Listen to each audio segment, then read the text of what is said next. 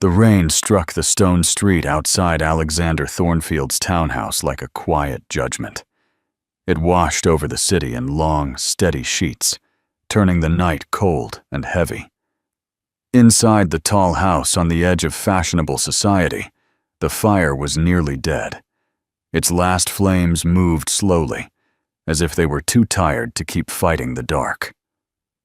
Alexander stood alone near the hearth, a glass of brandy untouched in his hand. The firelight showed a face shaped by wealth and duty rather than joy. His jaw was strong. His eyes were dark, like a storm waiting to break. His mouth had forgotten how to smile in a real way. At 30 years old, he owned land, houses, and influence that most men could never dream of. Yet none of it kept him warm. "You cannot truly mean to do this," said Percival Hale, his oldest friend. Percival stood a few steps away, careful not to cross an invisible line. He had learned long ago when to speak and when to wait. To dress as a servant and spy on your own fiancée. If anyone finds out, it will ruin you. "They will not find out," Alexander said. His voice was calm and firm, leaving no space for argument. He set the glass down with care and turned to face Percival. "My father arranged this match on his deathbed. He made a promise to Baron Whitmore, and I will not break it without knowing the truth. I will not bind my life to a woman who sees me only as a title and a fortune." Percival sighed. "You are judging her before you know her. Rachel Whitmore may not be what people say." Alexander let out a short laugh with no humor.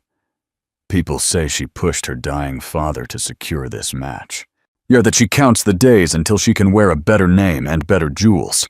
Society has already decided who she is." He turned to the window, watching the rain blur the city lights. "I need to see her when she is not performing, when no one important is watching. Only then will I know whether this marriage will be a duty or a mistake." Once spoken, the plan could not be undone. 3 days later, Alexander Thornfield disappeared.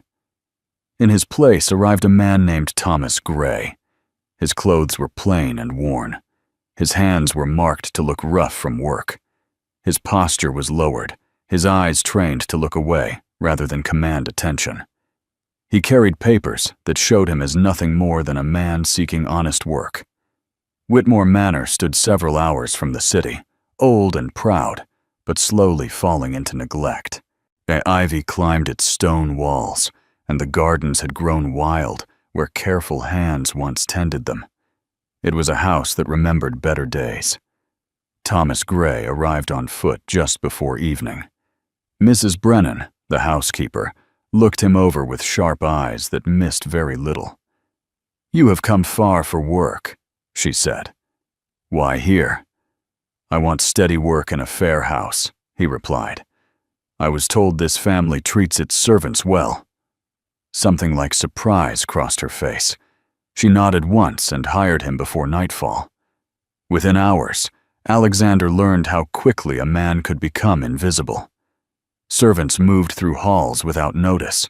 Words spoken around them were unguarded. Truth slipped free when people believed no one important was listening. He saw Rachel Whitmore for the first time through a half-open door. Yet she sat alone in the morning room, sunlight falling softly around her. She was repairing a torn book with careful fingers, as if it mattered deeply to her. Her dress was simple and faded blue, altered many times. Her beauty was quiet. It did not demand attention. There was sadness in her face, but also patience. Then a sharp voice cut through the room. "Rachel, wasting time again!" Lady Constance Whitmore entered with force, her silk dress bright and heavy with expense. 2 young women followed her, laughing softly. Rachel rose at once, holding the book close. "The Duke may visit soon," Lady Constance said. "We must prepare you, though I cannot imagine why he would choose you." Rachel lowered her eyes. "I will try not to disappoint." That night, Thomas followed a soft light into the garden. Under a large tree, Rachel knelt alone. She was crying quietly, her shoulders shaking. "I wish he could love me," she whispered into the dark. "But how could he? I cannot even love myself." The words struck Alexander harder than any insult. He stood frozen, unseen, as her pain settled into him. The days that followed showed him a truth he had not expected. Rachel worked harder than anyone in the house. She rose early and slept late. She mended clothes, tended the garden, and cared for others without thanks. She read aloud to Mrs. Brennan when the woman's eyes grew tired.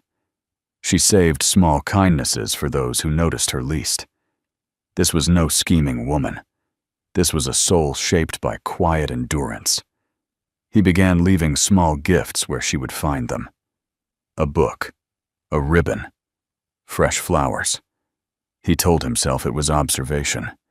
He did not yet admit it was love. Then the letter arrived. Lady Constance read it aloud with delight. The Duke's mother demanded Rachel come to the city for inspection. The word was spoken like a sentence, not an invitation. Rachel accepted the news without protest. Her face was pale, but she did not argue. Later that day, Thomas brought tea to her room. She sat sewing her only fine dress, tears slipping down her cheeks in silence. "I am nothing," she said softly. "Poor and plain. You are everything," he replied without thinking. Their eyes met. Something passed between them that could not be taken back. Then the door opened. Lady Constance stood watching them closely.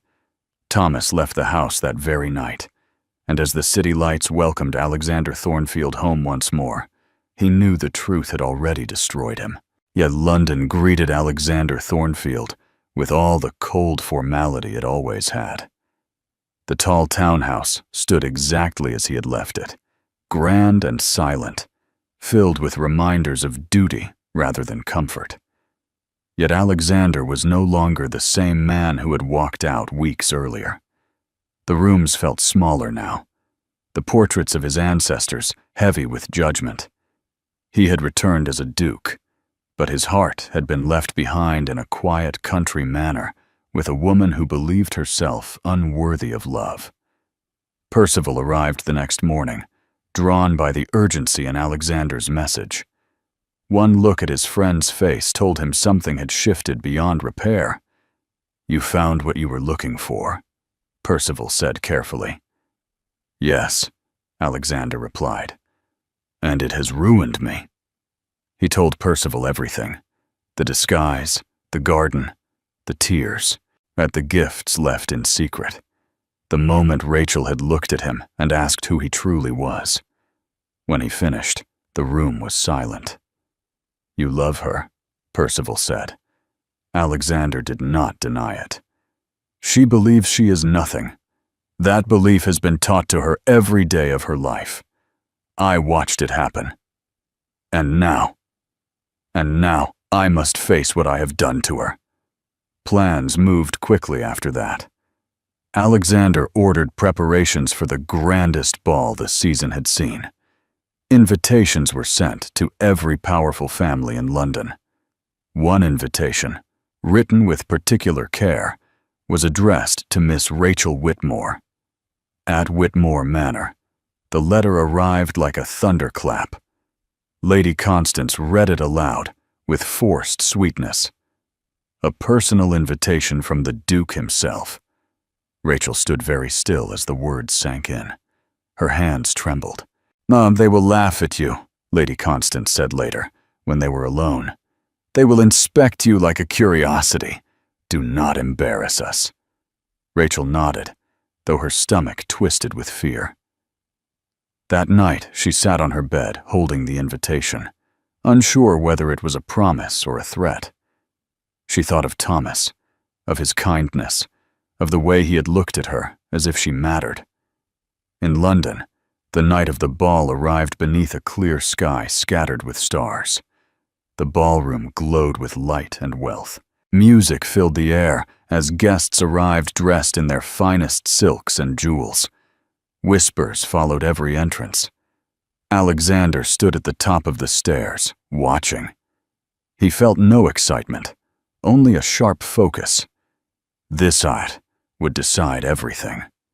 When Rachel's name was announced, the room fell into a tense silence. She entered alone, wearing a gown of faded green silk that had clearly been altered many times. She wore no jewels, only a simple ribbon in her hair. Her back was straight, though fear showed in her eyes. The whispers began at once. Alexander moved. He descended the stairs, ignoring every greeting, every stare. He stopped in front of Rachel, close enough to see her confusion turn into recognition. "Thomas," she whispered. "Rachel," he said softly. "There is something I must say." The music stopped. Every eye turned toward them. "I deceived you," Alexander said clearly. "I came to your home disguised as a servant. I wanted to judge your character without pretense." Gasps rippled through the room. Rachel's face drained of color. "You heard me," she said. "You saw me." "Yes," he replied, "and I fell in love with you." He took her hands, uncaring of the shock around them. "I saw your kindness when no one praised you. I heard your pain when you believed yourself alone. I discovered a woman of strength and grace that no title could ever match." Tears streamed down Rachel's face. "I am poor," she said. "I have nothing." "You have everything that matters," Alexander answered. "And I ask you now, not as a duke, but as a man, will you choose me?" The room held its breath. Rachel lifted her head. "You saw me when I thought I was invisible," she said. "How could I not choose you?" Alexander drew her into the dance as the music resumed, slow and steady. Around them, society watched in stunned silence as something ancient and powerful rewrote the rules they had lived by. And for the first time in his life, Alexander Thornfield felt free.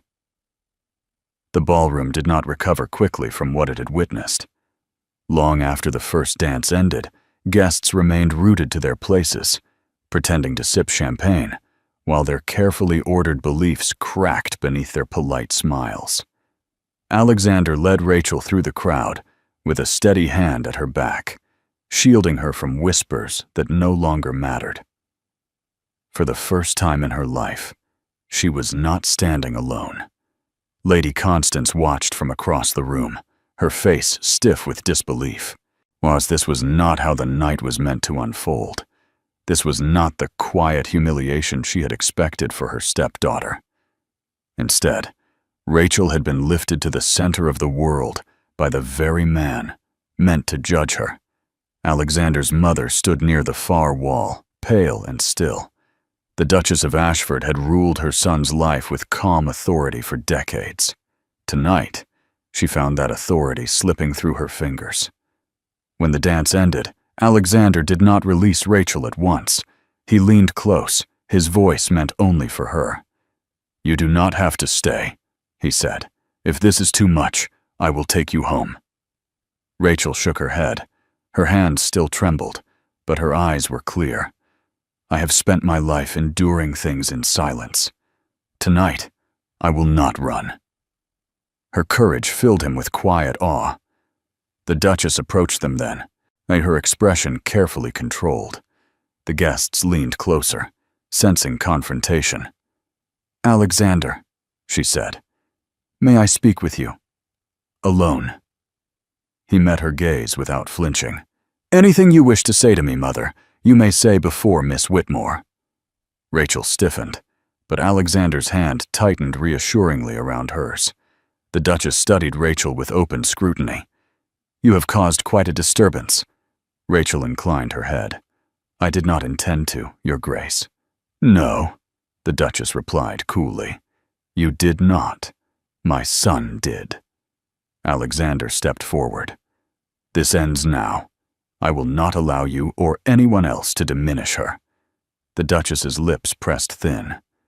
"You would discard generations of careful alliances for a woman with no fortune, no polish, and no standing." "I would," Alexander said, "because she has character. Well, because she has kindness. Because she endured cruelty without becoming cruel herself." Silence stretched between them. At last, the Duchess exhaled. "If you proceed with this marriage, society will not be forgiving." Alexander smiled faintly. "Then society will have to learn." The Duchess looked again at Rachel, really looked this time. Perhaps she saw the fear still present, but also the strength holding it in check. Perhaps she recognized something she herself had lost long ago. "We shall see," she said at last, and turned away. The weeks that followed were not easy. London spoke of little else. Some praised the romance. Others mocked it. Invitations vanished. Doors quietly closed. Yet others opened with unexpected warmth. People drawn to honesty found their way closer, while the shallow slipped away. Rachel moved into Alexander's townhouse under a cloud of nerves. Every room felt too grand. Every mirror too honest. She struggled with the idea that she belonged there at all. Alexander noticed everything. He made space for her without pressure. He filled rooms with flowers she loved. He asked her opinion on small things, and listened as if it mattered greatly. Slowly, the house softened around her. One afternoon, he found her standing before a portrait of a former duchess, a woman stiff with pearls and pride. "She looks so certain," Rachel said quietly. "She looks lonely," Alexander replied. Rachel turned to him. "I am afraid I will disappoint you." He took her hands. "You already know my worst. You already chose me anyway. There is nothing you could do that would make me regret that." Her eyes filled, but this time with relief rather than pain. The wedding was small by ducal standards. Some powerful families stayed away in protest. Others came out of curiosity. Rachel wore a simple gown, carefully made, with flowers woven through her hair. When she walked toward Alexander, there was no doubt in her step. Percival watched from the side, smiling openly. Mrs. Brennan attended, eyes shining with pride. Even Lady Constance was present, stiff and silent, as if unsure whether to resent or admire the outcome. When Alexander spoke his vows, his voice did not waver. When Rachel spoke hers, the room seemed to breathe with her. They were married not as a victory, but as a promise. Life after marriage required adjustment.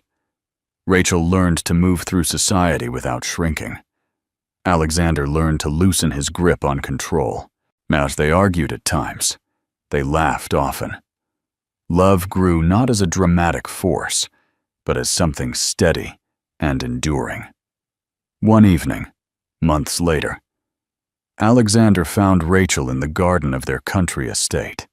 She knelt beside a rose bush, hands in the soil, humming softly. "You always return to gardens," he said. She smiled. "They remind me that neglected things can still bloom." He knelt beside her. "You taught me that."